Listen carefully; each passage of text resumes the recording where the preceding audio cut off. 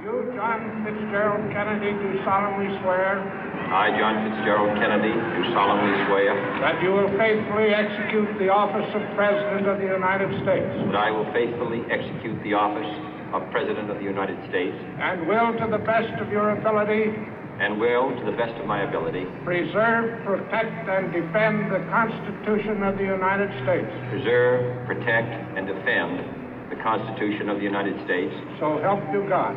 So help me God.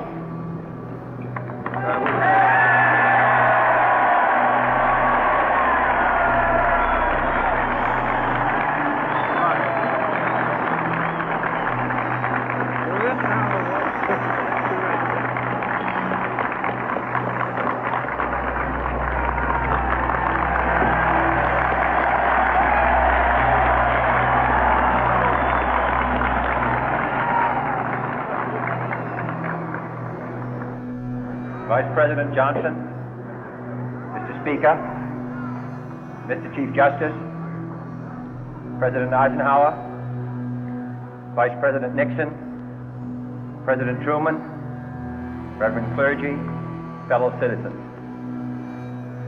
We observe today not a victory of party, but a celebration of freedom, symbolizing an end as well as a beginning, signifying renewal as well as change. For I have sworn before you and Almighty God the same solemn oath our forebears prescribed nearly a century and 3/4 ago. The world is very different now, for man holds in his mortal hands the power to abolish all forms of human poverty and all forms of human life. And yet the same revolutionary beliefs for which our forebears fought are still at issue around the globe. The belief that the rights of man come not from the generosity of the state, but from the hand of God. We dare not forget today that we are the heirs of that first revolution.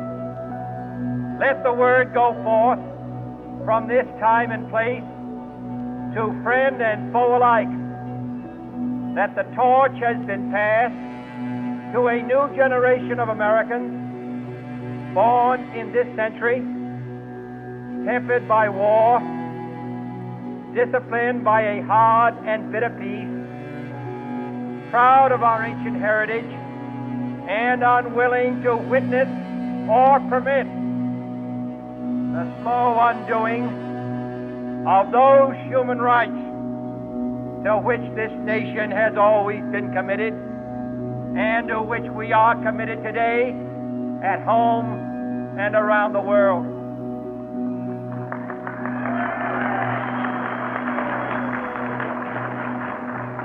Let every nation know, whether it wishes us well or ill, that we shall pay any price, bear any burden, meet any hardship, support any friend, oppose any foe to assure the survival and the success of liberty.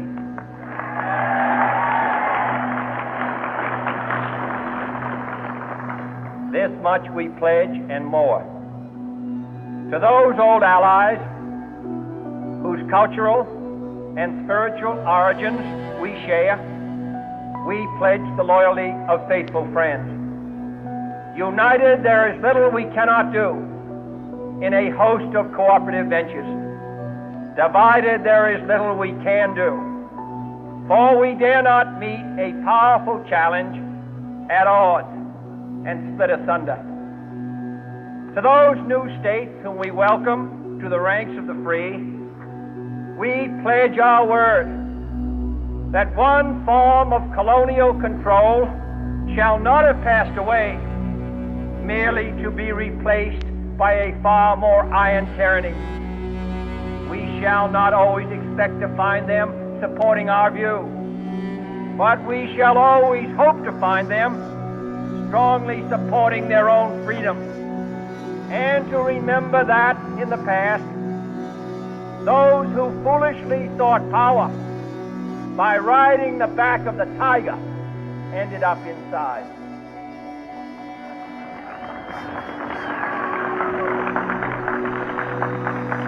To those people in the huts and villages of half the globe, struggling to break the bonds of mass misery, we pledge our best efforts to help them help themselves. For whatever period is required, not because the communists may be doing it, not because we seek their votes, but because it is right. If a free society cannot help the many who are poor, it cannot save the few who are rich.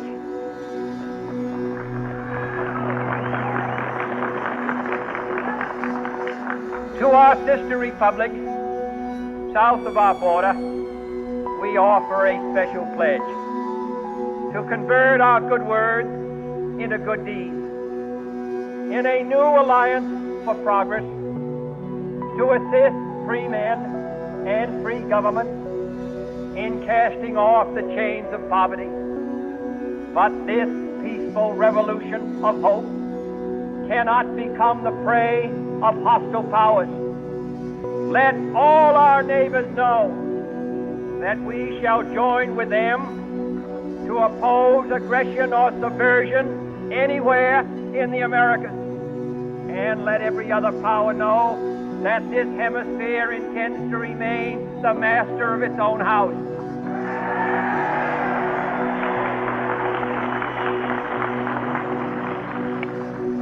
To that World Assembly of Sovereign States, the United Nations, our last best hope, in an age where the instruments of war have far outpaced the instruments of peace, we renew our pledge of support to prevent it from becoming merely a forum for invective, to strengthen its shield of the new and the weak, and to enlarge the area in which its threat may run.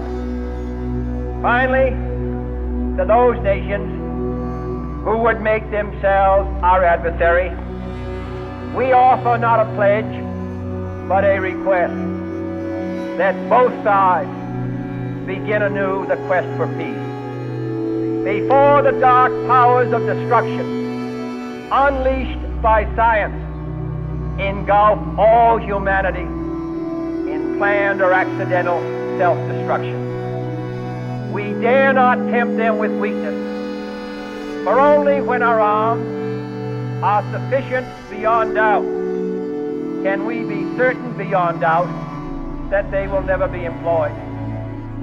But neither can two great and powerful groups of nations take comfort from our present course, both sides overburdened by the cost of modern weapons, both rightly alarmed by the steady spread of the deadly atom, yet both racing to alter that uncertain balance of terror that stays the hand of mankind's final war.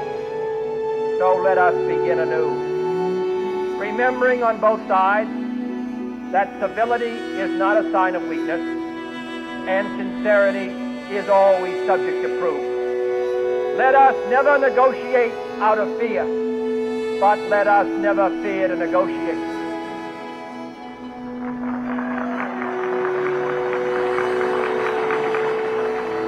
Let both sides explore what problems unite us, instead of belaboring those problems which divide us. Let both sides, for the first time, formulate serious and precise proposals for the inspection and control of arms, and bring the absolute power to destroy other nations under the absolute control of all nations.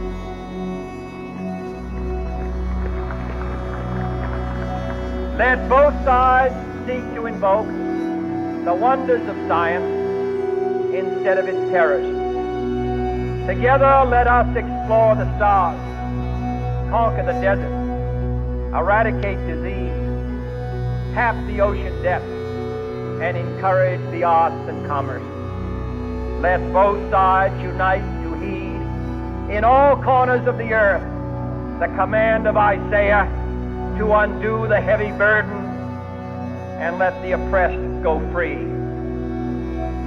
And if a beachhead of cooperation may push back the jungle of suspicion, let both sides join in creating a new endeavor. Not a new balance of power, but a new world of law, where the strong are just, and the weak secure, and the peace preserved. All this will not be finished in the first 100 days, nor will it be finished in the first 1,000 days, nor in the life of this administration, nor even perhaps in our lifetime on this planet. But let us begin.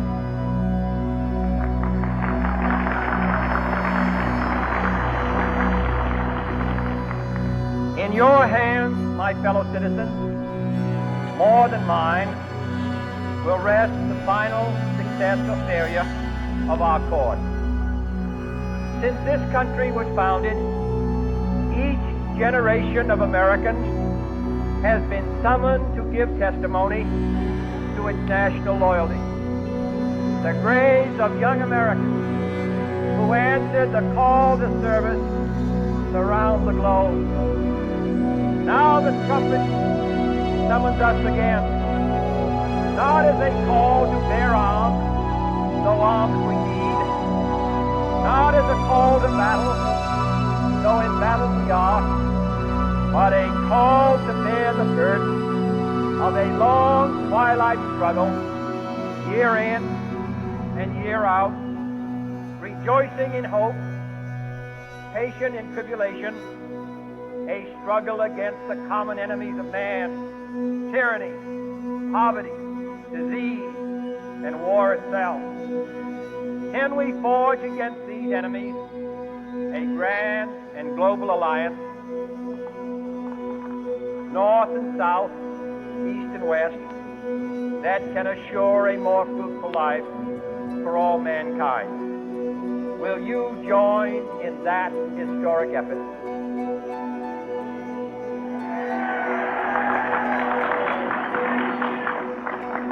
In the long history of the world, only a few generations have been granted the role of defending freedom in its hour of maximum danger.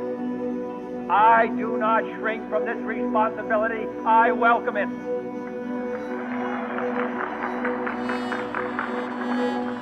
I do not believe that any of us would exchange places with any other people or any other generation.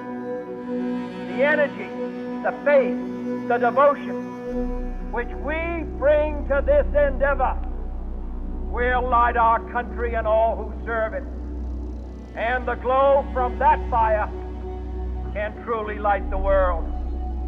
And so, my fellow Americans, ask not what your country can do for you. Ask what you can do for your country.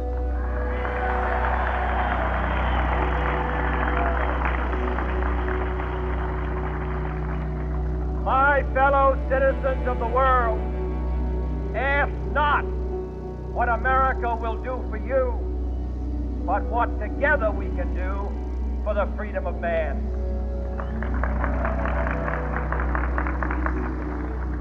Finally, whether you are citizens of America or citizens of the world, ask of us here the same high standards of strength and sacrifice which we ask of you. With a good conscience, our only sure reward, with history the final judge of our deeds, let us go forth to lead the land we love, asking His blessing and His help, but knowing that here on earth, God's work must truly be our own.